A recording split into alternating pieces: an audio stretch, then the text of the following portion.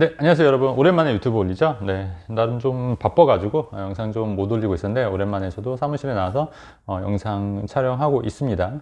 제가 왜 지난번 영상에서 삼성전자 주식이 좀 저평가 구간인 것 같아서 좀 분할 매수하는 전략도 어떻겠냐고 제가 말씀을 드린 거 기억나실 거예요. 그래서 그 부분인데, 지금 외국인들이 14일 연속 15일 연속 삼성전자를 순매수하고 있죠. 그래서 그 이유는 아무래도 그 환율 자체가 이제 워낙 가치가 떨어지다 보니까 오히려 그 환율 환차익에 대한 부분도 있고, 그다음에 삼성전자 주가가 굉장히 저평가되어 있다는 인식이 외국인들도 이제 생각하고 있는 거죠. 그래서 오늘 뉴스 기사를 보니까 개인은 좀 매도를 하고 있지만 외국인과 기관은 주식을 매수하고 있다는 그런 뉴스가 있더라고요. 그래서 개인들은 아무래도 좀 더 떨어질 것 같으니까 팔고 있지만, 실제로 외국인과 기관은 삼성전자 주식을 매수하고 있다. 저랑 좀 생각이 비슷한 것 같아요. 자, 그러면 여러분들 생각을 해보시면 외국인하고 기관과 개인으로 봤을 때 누가 더 주식으로 수익을 더 많이 낼까요? 손실은 아무래도 개인이 더 많이 가져가는 편이거든요. 그리고 외국인들이 항상 보면 그래도 개인보다는 수익률이 더 크다는 얘기죠. 그래서 그렇게 봤을 때 여러 가지 정보력이나 이런 게 더 월등하기 때문에 지금 삼성전자 주식을 순매수하고 있다는, 연속으로 해서 순매수하고 있다는 거는 저평가 구간이기 때문에, 그 다음에 환차익까지 같이 노릴 수 있기 때문에 그렇지 않겠냐. 그래서 제가 지난번 영상에서 삼성전자 주식도 분할 매수 전략으로, 왜냐면 바닥을 사실 알 수는 없어요. 그렇기 때문에 분할 매수 전략으로 하면 어떻겠냐 이렇게 말씀을 드렸던 겁니다.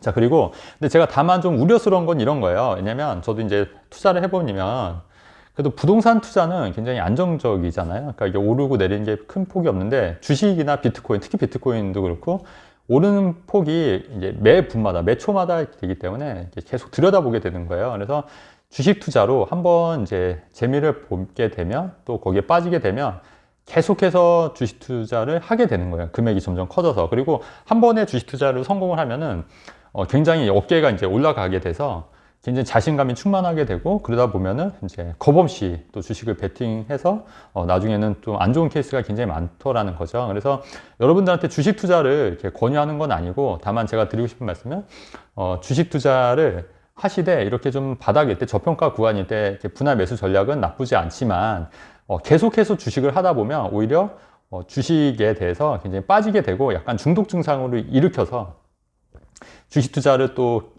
계속 하게 되고 결국에는 이제 크게 망하는 경우를 굉장히 많이 봤다. 그렇기 때문에 주식 투자할 때는 이 부분은 반드시 주의하셔야 되고, 오히려 초심자의 행운이 큰 실패를 낳을 수 있기 때문에 이 부분은 반드시 좀 체크를 하셔야 된다는 말씀을 드리는 겁니다. 근데 부동산 전문가가 왜 주식 얘기를 하냐면요, 우리가 이제 선행 지표, 후행 지표가 있어요. 그래서 부동산이 오르기 위해서는 먼저 주식이 먼저 올라줘야 돼요. 그렇기 때문에 부동산이 오르기 위해서 주식이 먼저 오르고 떨어지는지를 먼저 체크를 하셔야 된다. 그렇기 때문에 지금 주식시장이 굉장히 중요하다, 이 말씀을 드리는 거고, 여기서 더 코스피가 물론 빠질 수도 있지만 중장기적으로 더 올라간다고 하면은 부동산도 조금씩 반등할 여지가 있다, 그 말씀을 드리는 겁니다.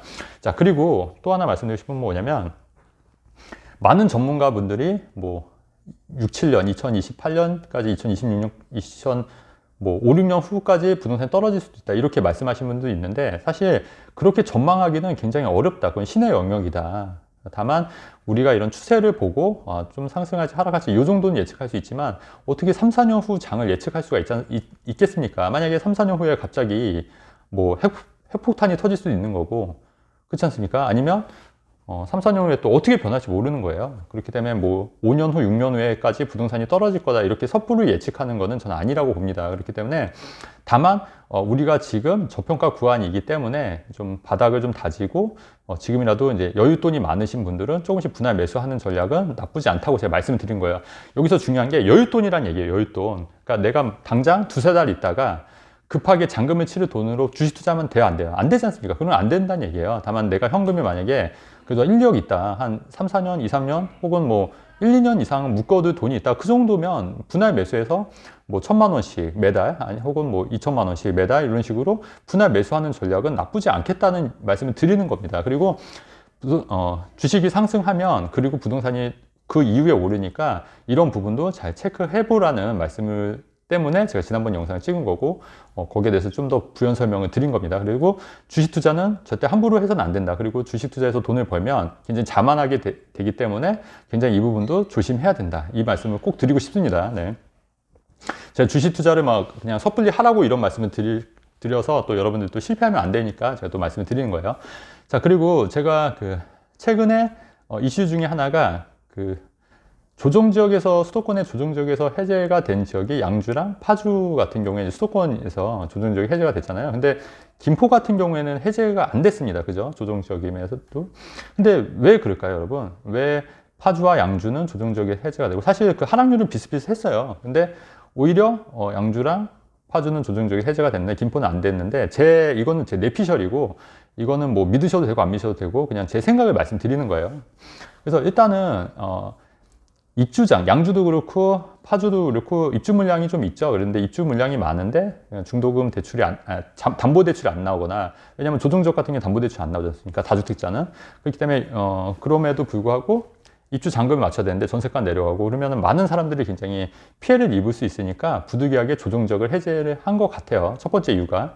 그리고 김포 같은 경우는 입주장이 어느 정도 마무리됐고 어느 정도 이제 입주할 물건이 많이 없다 보니까, 그래서 굳이 조정적을 해제를 안 한 측면도 있다. 이게 제 첫 번째 이유고요. 그다음에 두 번째 이유는 뭐냐면, 제 생각은 이건 잘 들으셔야 될 것 같은데, 조만간 5호선 발표가 임박하지 않았나, 저는 개인적으로 그렇게 생각을 해요. 5호선 발표가. 그래서 지금 5호선이 현재 김포공항에서 김포 한강신도시 쪽으로 이렇게 연장이 된다는 내용이 계속 뉴스에 있을 거예요. 근데 그게 어느 정도 공감대가 형성이 돼서 그게 이제 조만간 빠른 시일 안에 발표가 되지 않을까. 그렇게 되면 아무래도 지금 하락기이긴 하지만, 그래도 정부 관계자들은 이런 거죠.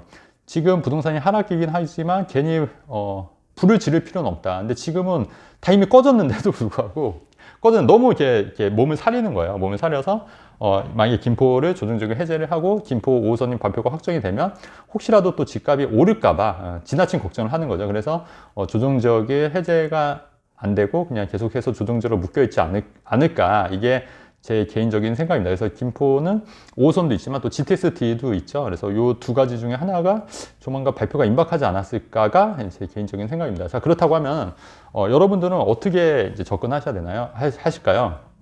여러분, 투자는 언제 해야 될까요? 언제? 언제? 모든 사람들이 부동산이 화랑이고 모든 전문가가 부동산이 오른다고 했을 때, 저는 서울 같은 경우에는 좀 많이 고평가되어 있기 때문에 차라리 저평가된 지역을 찾아라 이렇게 말씀을 드렸습니다. 분명히. 그랬는데 아닌 게 아니라 지금 어떻죠? 그런 데는 정말 많이 큰 폭으로 하락을 했고, 오히려 좀 저평가된 지역은 그렇게 크게 하락을 하지 않고 있습니다. 자, 그러면 그때 만약에 막 오를 때 무조건 사야 된다고 했던 사람들 말을 듣고 고점에 잡으신 분들은 지금 굉장히 많이 마이너스라는 거죠. 그러면 투자를, 그런 사람들이 항상 외칠 때 집값이 더 오르기 때문에 지금이라도 당장 투자를 해야 된다. 내 집 마련은 빠를수록 좋다. 빨리 해야 된다. 이럴 때 집을 사야 되느냐? 저는 그건 아니라고 봐요. 그럼 언제 사야 될까요? 언제? 집값이 모든 사람들이 다 하락할 거고 다 떨어질 거라 할 때, 그때 샀을 때 수익률이 가장 최고입니다. 최고. 언제 그랬죠? 제가 누차 말씀드린 겁니다. 2004년, 14년도, 2015년도 그때도 부동산은 끝났다. 부동산은 더 이상 오르지 않는다. 이럴 시기잖아요. 그러면 지금도 어떻게 보면은 부동산을 매수할 타이밍인데, 그러기 위해서는 선행 조건이 뭐다? 주식이 먼저 올라줘야 된다. 그 말이에요.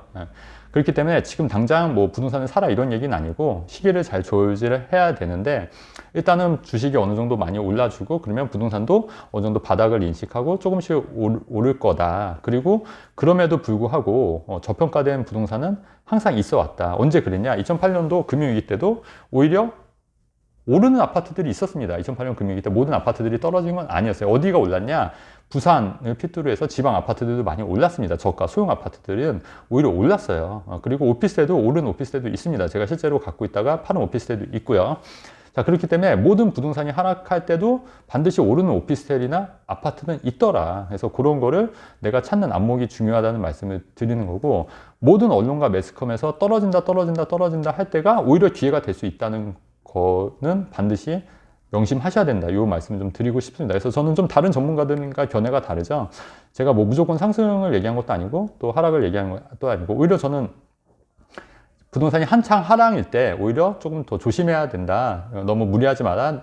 그다음에 영끌하지 마라. 제가 누차 말씀했던 부분이에요. 그리고 지금은 조금 용기를 내실 필요가 있다. 이런 말씀을 드리는데, 지금 당장은 아니더라도 어느 정도 지금 용기가 필요한 시점이 아닐까. 저는 개인적으로 좀 그렇게 생각합니다. 네, 그래서 영상은 여기까지 하도록 하고요. 여러분들도 힘들고 좀 이렇게 뉴스 보면 좀 우울하실 수 있는데, 또 이럴 때는 또 하나의 방법이 뉴스를 안 보는 거예요, 여러분. 그래서 어차피 의미가 없어요. 이런 거를 또 막상 그 전망 이런 거를 볼 의미도 없고, 사실 그게 다 맞지도 않고요. 그렇기 때문에 그보다는 여러분들의 평정심을 기르고, 오히려 이렇게 우울할 때 좀 더 자기의 확신이 들 수 있도록 열심히 또 공부하는 것도 좋은 방법이라고 생각합니다. 네, 영상은 여기서 마치도록 할까요? 네, 여기서 마치도록 하고, 네, 내용이 좋으면 좋아요와 구독하기 누르면 감사하겠습니다, 여러분. 네, 감사합니다.